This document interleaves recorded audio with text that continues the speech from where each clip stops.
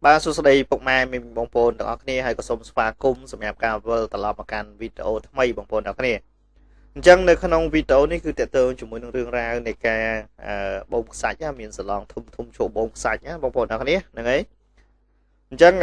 สมัยในขนมวิดีโอนี้วิเคราะห์แต่จีมาแต่จุดบอคลาคลาเต้ក្នុងការចូលរួមក្នុងនាមជាប្រជាពលរដ្ឋខ្មែរបបងប្អូនគ្នាហ្នឹងហើយហើយតើតើជាមួយនឹងការចូលរួមជាមតិយោបល់ហ្នឹងគឺអាស្រ័យទៅលើពុកម៉ែបងប្អូនទាំងគ្នាគឺមានយោបល់បាទរៀងខ្លួនអញ្ចឹងបងប្អូនទាំងគ្នាអធិស្ឋានហ្នឹងហើយតោះអញ្ចឹងសូមបងប្អូនទាំងគ្នាទៅតាមដានទស្សនាវីដេអូនេះជាមួយនឹងadminទាំងអស់គ្នាសិនបងប្អូនណាចាំដល់ពេលហើយចុងវីដេអូចាំយើងនឹងចូលរួមជាមតិយោបល់ទាំងអស់គ្នាបងប្អូនណាហ្នឹងហើយតោះសូមបងប្អូនប្រជាពលរដ្ឋខ្មែរឈប់នាំគ្នាភ័យខ្លាចព្រួយបារម្ភរឿងសាឡង់បូមខ្សាច់ទៀតណាបងប្អូនព្រោះអីព្រឹកមិញនេះខ្ញុំបានមើលព័ត៌មានហើយរឿងបងស្រីម្នាក់ដែលគាត់បានបកស្រាយការបូមខ្សាច់ហ្នឹងគឺมันបានធ្វើឲ្យប៉ះពាល់ដល់ការបាក់ច្រាំងទន្លេទេបងប្អូនណា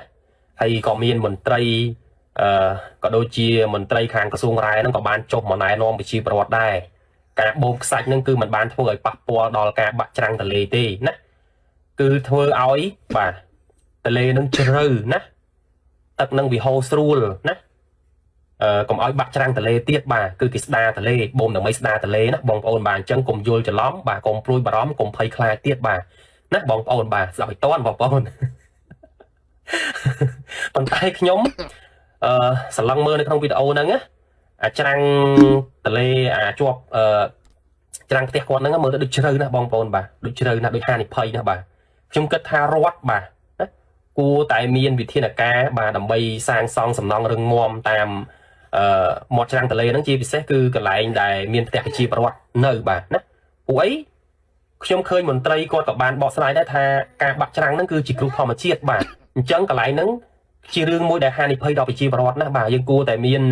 វិធានការយ៉ាងណាដើម្បីសាងសង់សំណង់រឹងមាំបាទកុំឲ្យកន្លងថ្ងៃណាមួយគ្រោះធម្មជាតិទៅបាក់ផ្ទះប្រជាពលរដ្ឋទៅហើយបើសិនជាពួកគាត់ពងដេកពងពួនទៅมันធ្លាក់ចូលទឹកទៅมันឡាប់អស់ហើយទៅអីបាទអញ្ចឹងខ្ញុំគិតថាចំណុចហ្នឹងរដ្ឋគួរតែគិតគូរឡើងវិញបាទបើសិនជា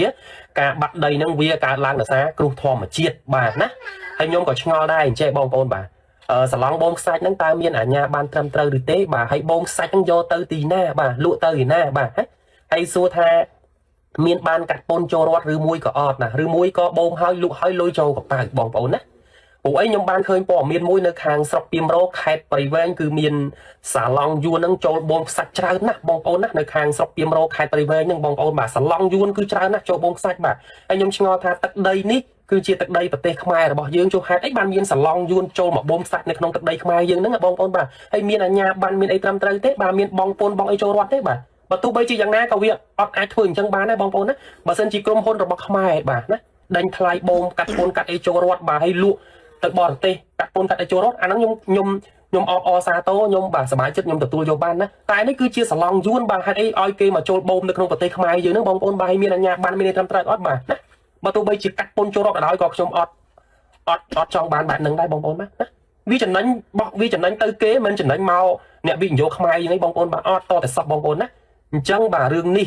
គឺជារឿងមួយដែលប្រជាពលរដ្ឋចង់ដឹងណាជាពលរដ្ឋ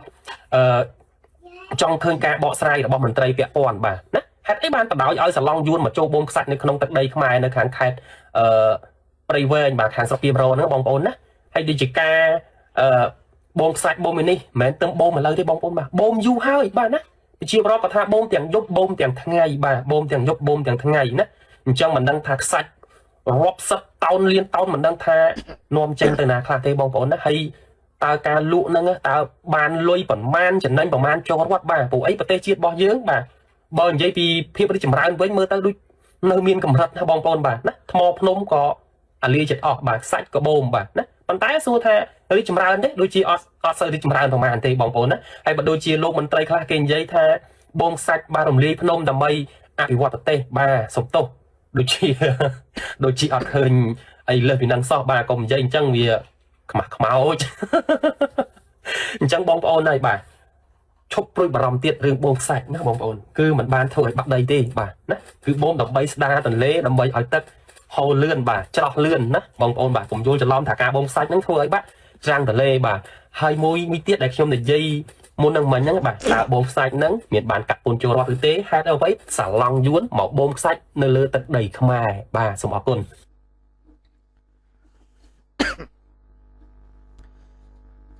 បានហើយបងប្អូនអ្នកគ្នាអញ្ចឹងតាក់ទងជាមួយនឹងរឿងរ៉ាវមួយនេះបងប្អូនណាសម្រាប់ admin ហើយបច្ចៈក៏មិនមែនជាមានជំនាញឯខាងផ្លូវច្បាប់ខាងបែបហ្នឹងដែរបងប្អូនណាគ្រាន់តែថាឃើញមួយរយៈនេះឃើញមានវីដេអូតាក់ទងជាមួយនឹងការបូមខ្សាច់នេះគឺផ្ទុះខ្លាំងបងប្អូនអ្នកគ្នាហើយទាំងអស់នេះវាគ្រាន់តែជាគេហៅថា ជាមតិយោបល់ខ្លះៗសម្រាប់បងប្អូនខ្មែរយើងបងប្អូនណាហ្នឹងហើយតែទៅនឹងការបូមខ្សាច់ហ្នឹងបើនិយាយទៅអានេះជាយោបល់របស់ admin បងប្អូនណាហ្នឹងហើយបើបូមក៏បូមទៅប៉ុន្តែសូមឲ្យមានបច្ចេកទេសត្រឹមត្រូវដើម្បីការពារសុវត្ថិភាពសម្រាប់បងប្អូនដែលមានផ្ទះសម្បែងដែលនៅជាប់ឬនៅគៀកនៅកន្លែងតំបន់ទន្លេហ្នឹងបងប្អូនអ្នកគ្នាព្រោះដោយសារខ្លាចមានគ្រោះបាទខ្លាចមានគ្រោះថ្នាក់ដែលបណ្ដឹងខ្លួនហ្នឹងបងប្អូនអ្នកគ្នាខ្លាចលោកគាត់កំពុងតែសម្រាកឬគាត់កំពុងតែភ្លេចខ្លួនរឿងអីមួយទៅមានការបាក់ច្រាំងបាក់អីទៅសម្រាប់មនុស្សធំ គេលោកគាត់អាចនឹងជួយសង្គ្រោះអីខ្លួនគាត់កើតប៉ុន្តែបារម្ភគឺខ្លាចក្មេងទូចបងប្អូនអ្នកគ្នាហ្នឹងហើយតើតើជាមួយនឹងការបូមខ្សាច់នេះសម្រាប់បងប្អូនប្រជាពលរដ្ឋដែលនៅតំបន់ទីនោះដូចជាលោកក៏មិនមានការហាមឃាត់អ្វីដែរប៉ុន្តែគ្រាន់អានេះបើតាមការបកស្រាយតាមវីដេអូមុនណាគាត់ក៏មិនមានការហាមឃាត់អ្វីដែរប៉ុន្តែគាត់ក៏សុំថា បើបូមក៏បូមទៅប៉ុន្តែសុំកុំបូមនៅខាងពេកសុំបូមនៅតំបន់នៅកដាទន្លេទៅតាមចំណុចដែលតាខាងក្រុមការងារបច្ចេកទេសគាត់ប្រាប់ប្លង់ដែលត្រូវបូមបានណាហ្នឹងហើយកុំមកគៀកខាងពេកព្រោះកណ្ដាលមកគៀកខាងពេកខ្លាចវាកាន់ទៅជិតហើនទៅវាអាចនឹងមានបញ្ហាគ្រោះថ្នាក់បាក់ស្រុតដីនៅច្រាំងអញ្ចឹងបងប្អូនអ្នកគ្នាហ្នឹងហើយ ហើយខាងក្រុមហ៊ុននោះខាងក្រុមហ៊ុននៃការបូមក៏លោកបានបកស្រាយដែរទៅនឹងការបូមហ្នឹងបងប្អូនអ្នកគ្នាទៅនឹងការបូមក៏លោកក៏បានបកស្រាយដែរថាសម្រាប់ខាងលោកនឹងព្យាយាមធ្វើទៅតាមអ្វីដែលច្បាប់នឹងរដ្ឋអនុញ្ញាតហ្នឹងហើយសម្រាប់សំណូមពររបស់ប្រជាពលរដ្ឋដែលរស់នៅគៀកហ្នឹងគឺលោកនឹងធ្វើតាមថាជាការនេះយើងសម្រុះសម្រួលគ្នាបងប្អូនអ្នកគ្នាហ្នឹងហើយខាងបងប្អូនប្រជាពលរដ្ឋទីនោះគឺគាត់មិនបានហាមទេណាគាត់ថាបូមក៏បូមទៅតែសំបូមនៅកដាទៅហើយខាងក្រុមហ៊ុនក៏បាទអានេះគឺថាយើងពិភាក្សាគ្នាដាក់បញ្ហានៅលើតុយើងពិភាក្សាដើម្បីយកចំណុចដែលល្អមួយជាចំណុចណាមួយដែលយើងទទួលយកភាគីទាំងសងខាងយើងអាចទទួលយកបានអញ្ចឹងណានៅឯបងប្អូនទាំងគ្នាហើយខាងក្រុមហ៊ុននោះក៏បានបញ្ជាក់ដែរថាខ្ញុំនឹងព្យាយាមប្រាប់ក្រុមការងារឲ្យពួកគាត់បូមទៅនៅចំណុចកដាទៅតាមអ្វីដែលច្បាប់អនុញ្ញាតអញ្ចឹងទៅបងប្អូនណាហើយតើតើរឿងផ្លូវច្បាប់ឯកសារផ្សេងនឹងទៀតអាហ្នឹងក៏អត់ដឹងដែរបងប្អូនណាហ្នឹងហើយអញ្ចឹងសម្រាប់វីដេអូមួយនេះបងប្អូនណាហ្នឹងហើយបងប្អូនទាំងអស់គ្នាអាចមានជាមតិយោបល់អាចជាខមមិនជាមតិយោបល់ចូលរួមយោបល់ជាមួយ admin បានបងប្អូនទាំងអស់គ្នាហ្នឹងហើយអញ្ចឹងនៅក្នុងវីដេអូនេះគឺមានតែប៉ុណ្្នឹងទេបងប្អូនទាំងអស់គ្នាសម្រាប់ចែកជូនចែកម្លែកទៅកាន់ពុកម៉ែមានបងប្អូនទាំងអស់គ្នាទស្សនាហើយយើងក៏សង្ឃឹមថាយើងនឹងជួបគ្នានៅវីដេអូថ្មីក្រោយទៀតបងប្អូនទាំងអស់គ្នាហ្នឹងហើយអញ្ចឹងជាចុងក្រោយសូមអរគុណសូមគោរពលា